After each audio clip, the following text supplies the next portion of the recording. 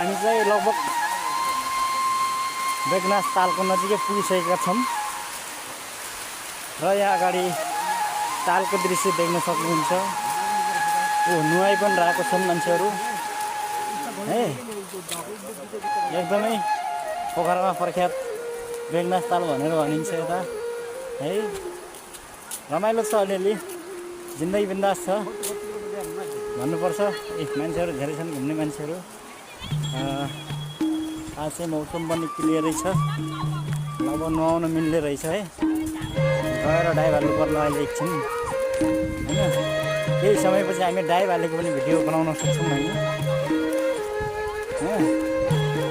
हेर्नुहोस् गाई चाहिँ ठुलो छ यस ताल, एकदम उता पनि ढुङ्गाहरू छन्, सबै छन्। कोही मरे पनि ठिकै छ।